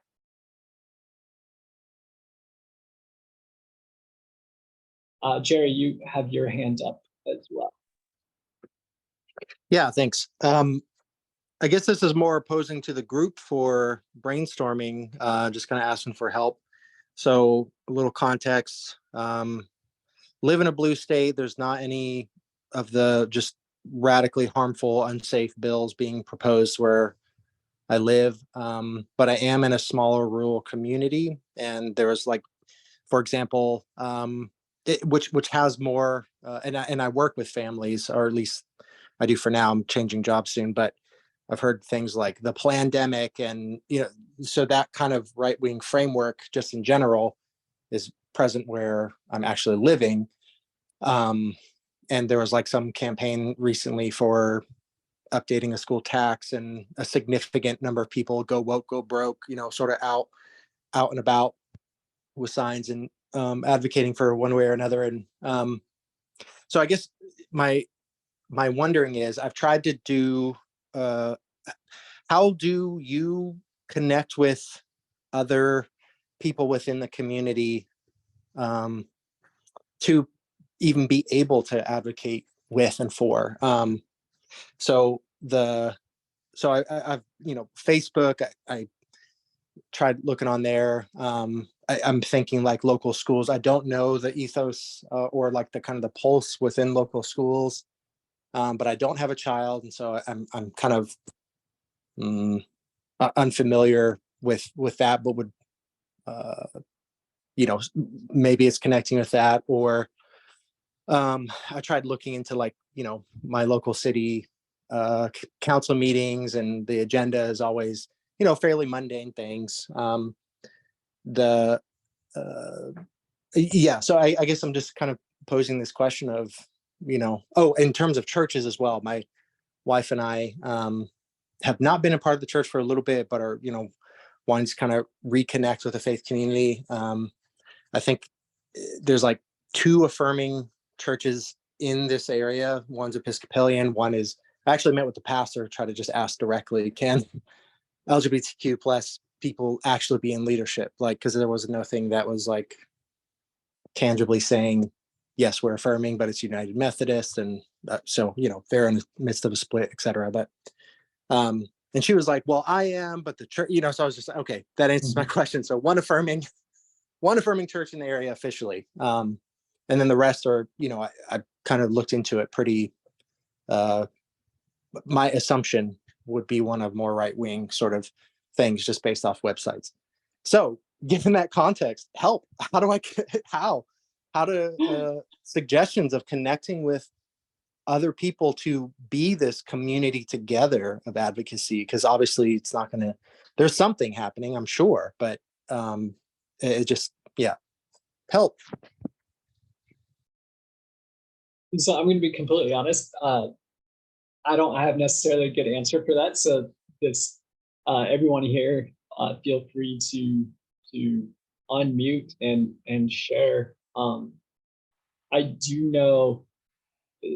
So I grew up in Brookings, Oregon. Andy, you might know where Brookings is, maybe not. That's where I grew up. Tiny town, Oregon coast, highly conservative. Like to the point where I was taught in my 7th grade biology class that men and women have different number of ribs. Actually taught that. But there's been a shift, especially over the last few years, especially in within a lot of schools where there are, because of the acceptance of queerness through the rest of the world and the influence of social media, like the students in the school I grew up in are now like mostly affirming. Granted, right now it's Gen Alpha going through school, and Gen Alpha is my kids' range, and Gen Z is finishing up school. They're very different. But that's all to say that there are people that are doing the work in your small town, I'm sure. But I without being there like myself, I don't know if I necessarily have an answer for like how to necessarily get involved. So I'm gonna open up. Does anybody have suggestions maybe? One thing I was thinking about, so yes, we're on the left coast, Oregon, Washington, but we're right in the middle of the Cascade Range, where it turns from blue to red. Where our church is, Klickitat County, is There are people pushing for a constitutional county. The sheriff considers himself a constitutional sheriff and a Second Amendment sheriff. So we've got some serious issues here. Our major pride celebration this year is in the Dalles. And last year it was there, and it scared me to death that they were doing that. But I think finding out if there are pride celebrations going on and joining them, get a bunch of your straight friends to go and join and be there and support and listen, not to try to take over anything, but to just be there, be a presence that is safe and open, and hear or ask, you know, how can we be in solidarity? How can we, what do you need? I think that's really important. I do a lot of work, or have done a lot of work with immigrants here, and it's, you know, there's a similar thing. It's a scary place, especially 4 years under Trump, to be an undocumented immigrant, and just showing up into those spaces as safe people is helpful, as long as you're not trying to take over or take the lead or anything. No, thanks. I just remembered, I put it in the chat, but there's a second annual Pride event. So it's even, I know exactly what I'll do this week of just reach out. What was it like last year? What are you expecting, hoping for this year? No, it's great. Thanks for even mentioning that, because it refreshed my memory. That's awesome. Jerry, where, if you don't have to share, this is completely voluntary. Where do you live? Washington, I don't want to say city, just given recording, but Yeah. just rural Washington. Okay.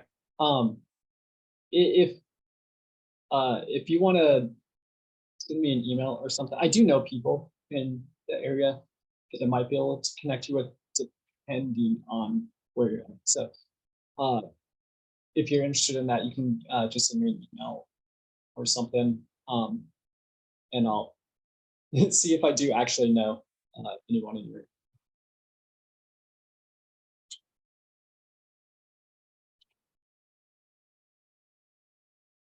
Okay. Anyone else? What your thoughts on solidarity, especially in your location?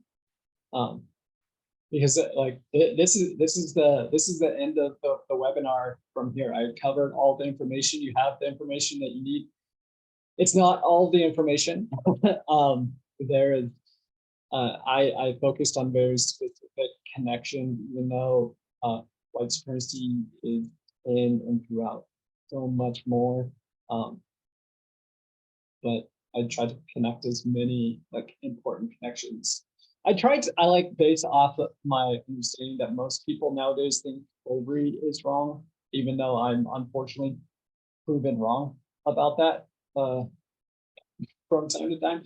And so especially connecting slavery and the erasure of indigenous people to white supremacy and queerphobia, like I'm just explaining like my thought process and the information that is shared, even though there's so much more information, and you can keep studying intersectionality, or I should say you should keep studying intersectionality, because the more that you learn, the more that you see that it in fact all connected to power structures, especially here in the United States. It's all connected to white supremacy and Eurocentric understandings that started a couple hundred years ago and have forced us to where we are today.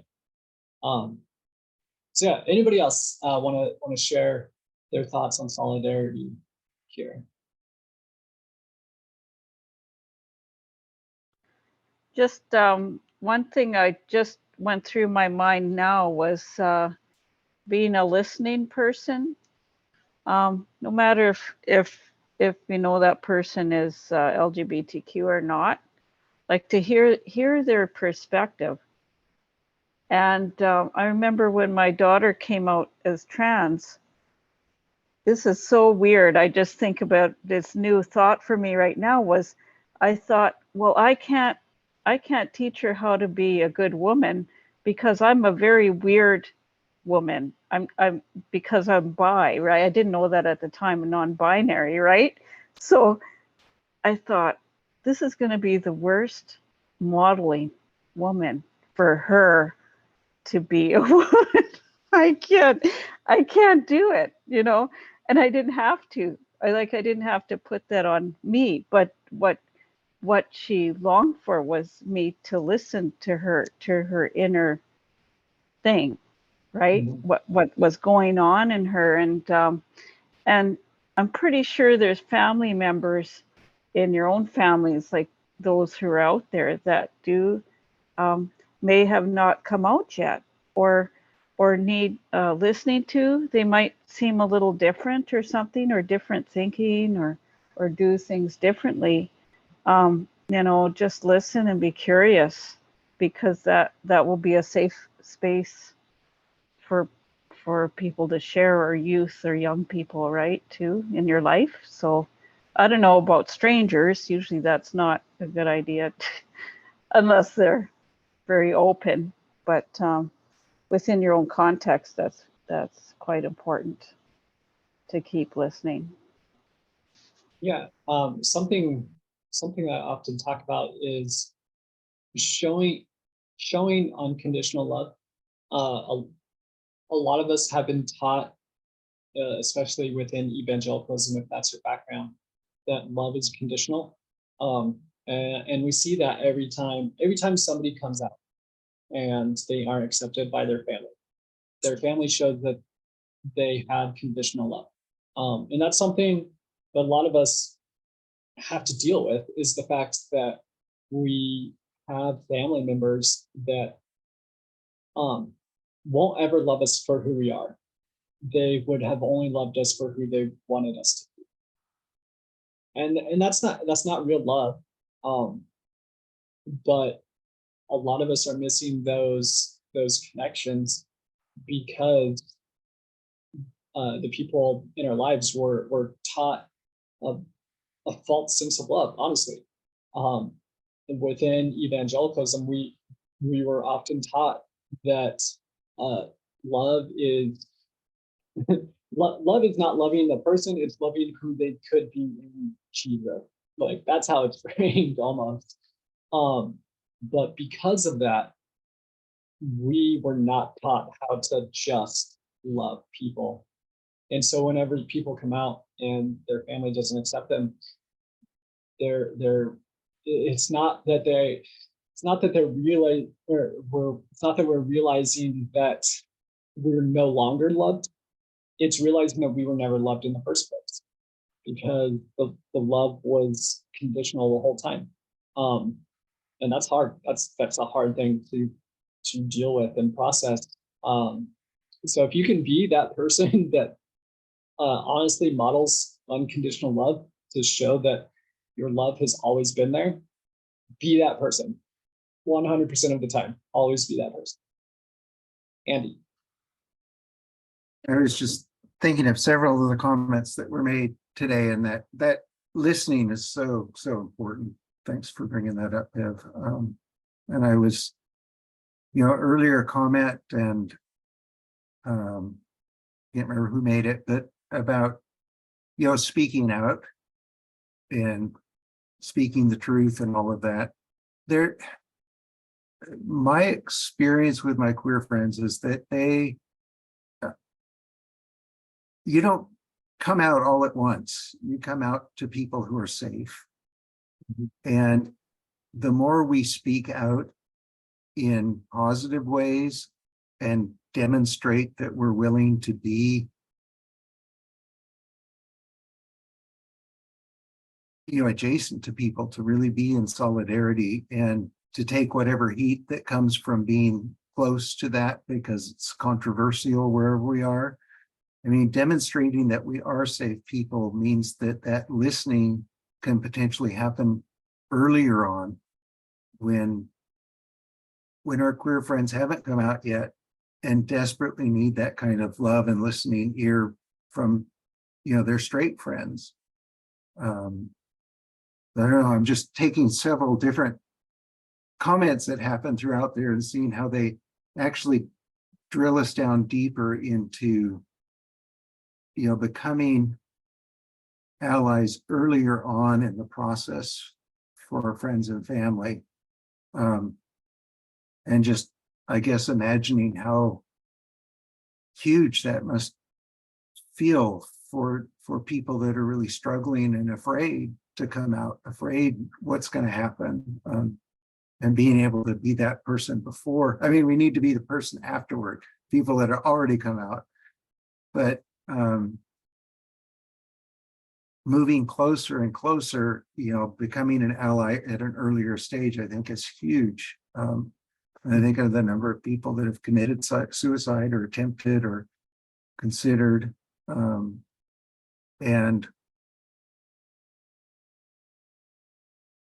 I mean, it just breaks my heart looking back through my history. I'll be 62 this year, and wondering how many people, when I thought I was being loving, probably was actually more of a threat. And how many people did I hurt during those times? I don't know, I'm rambling here, but it's just a lot of thoughts coming together. So thanks for your patience. I mean, that is the process also. Like, queer people do go through a process, but allies do too. It's a different process. Let's not let's not ignore power structures, but allies go through a process, and there's plenty of allies who have lost family members because, or like lost connection to their family, because of being affirming, being in solidarity. So there is an ongoing process. But something that I wanted to touch on also that you brought up, which is super important, is queer people have a tendency to come out slowly, and being a safe place is incredibly important. But a lot of times, the first time you come out about something, that's like the step of starting to understand yourself, right? So I first came out as trans, but then I had to slowly work through that, and I slowly recognized that I was actually bisexual.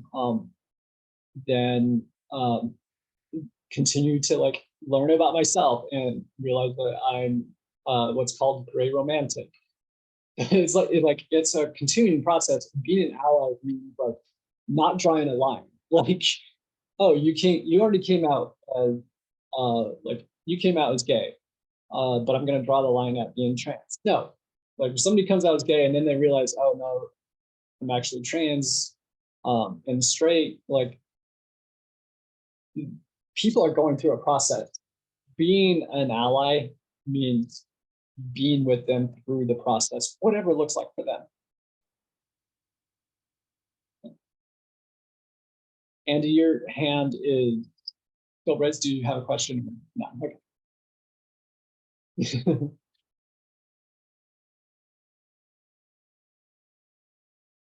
Any more comments or questions?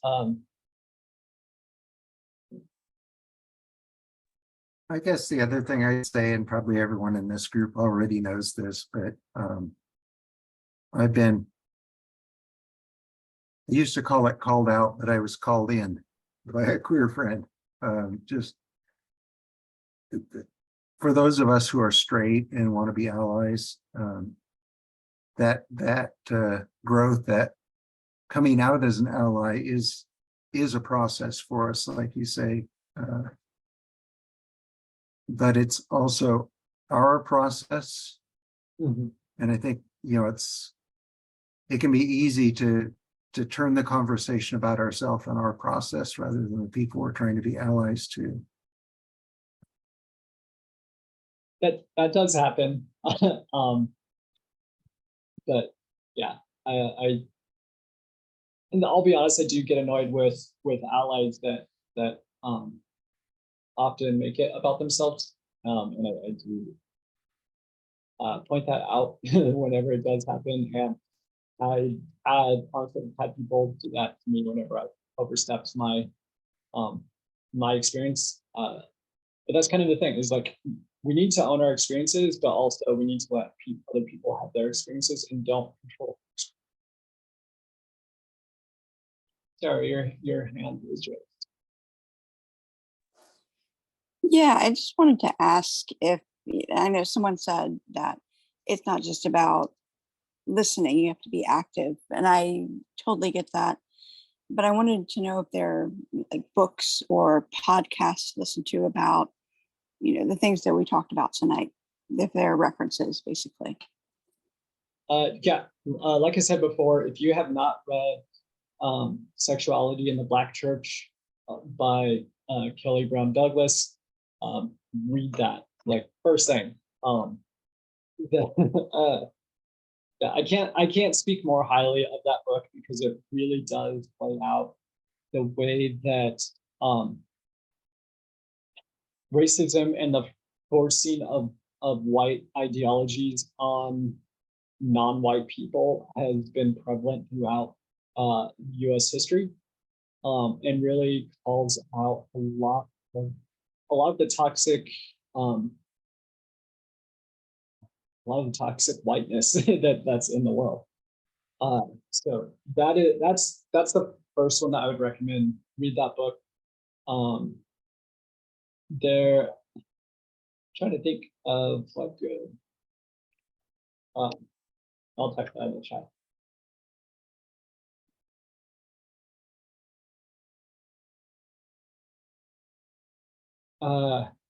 Let's see. I should have written down. Oh yeah, our Bible app is great. Thanks, Leo. That will have. There's free content. Yeah, it is primarily for Christians. They do try to have other points of view on there too, but it's almost entirely Christian. I've written for it. I have a 5-day devotional that's free on there. Over gender diversity within the Bible, and just devotional on it. So those are two good resources. I'm really trying to think of podcasts. Oh, I've been like out of the podcast realm for a while. I will be guest on it, but I have one podcast that I listen to when I'm on, and that's but anybody else throw out for a resource? The Love to Rise, Center for Prophetic Imagination. Thanks, Leah. Yeah. Oh, Queer Theology. Yes, Queer Theology is also a really great resource. Yeah, I actually don't know about The Love to Rise, so I'm gonna actually check that out. And you all know Center for Prophetic Imagination since you're here. Speaking of that, this is our first webinar, but we do plan on having more.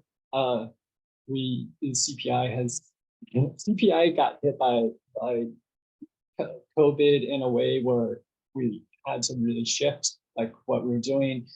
During that, Ash came out as trans, and we honestly lost donors and followers and stuff. And it's been kind of more difficult for Ash to be able to do what she was able to do before. So we are, that's one of the reasons why we are focusing on solidarity, is because we're also tired of like affirming congregations turning their backs on us because we're trans, which is messed up. So that's like a little personal, like, our effort is somewhat self-focused and selfish, but at the same time, it's needed because we're experiencing some of the issues. So yeah, something that we've talked about. This is the first webinar and kind of the test run, I guess. But you will see more of these. Ash will be putting on a few of these too in the future, not just me. But we're really going to be stepping into more digital space and written works. So that's a little a little push for what's coming from CPI over the next year or so. Transmission ministry. Leo, you are connected with transmission. But yeah, transmission is great. Oh, Yeah, I almost forgot that. I was like, oh wait, I should probably plug this. But I want to say too, Kaylee, like for those who can, Solidarity is also resourceful, particularly financial. So supporting Center for Prophetic Imagination and all these other groups in whatever way possible is so important. I've really been blessed by the generative conversation and content you presented tonight. And you know, I would have paid like whatever I needed to pay for this. I hope that this content is offered, you know, at cost, at some sort of economic value behind it, because it's invaluable information. And also the space that you've kind of gathered here is feels really good. But yeah, I just want to say we should plug, you know, financial support and mutual aid of these groups too. definitely being a place that is a progressive, religious, queer space is not the financially stable life decision. So yeah, definitely there are people who do great things. I support them if you're able to, especially everyone that is on that's listening to this on the recording and what you all have extra sense. Sure. I don't know. It's getting late, so my sense of humor is really going, because it's 9:30 here. I'm East Coast. Annie is like 6:30 and probably hasn't eaten dinner yet. Thank you so much. Thank you, Jerry. Yeah, I don't have anything else. If anybody has any questions or comments, feel free to share them now. But if there's not, that's kind of Pride and Solidarity, the online webinar. Thank you so much, Andy. Yeah, and be looking forward to more stuff in the future. Thanks, Leo. All right, I am going to end this call, and I will have this recording up probably Tuesday, because I'm not going to work the rest of this weekend. Thank you so much, everyone, for coming. The group was great. I loved the conversation. I know that we had people come in and out, which is completely fine. I love it that you all wanted to be here. I'm excited for the number of people that signed up so they could get the recording afterwards. Yeah, it's been great. I love teaching. I love doing this type of stuff. So I'm looking forward to doing this more often. So thank you all so much for joining and supporting Center for Prophetic Imagination.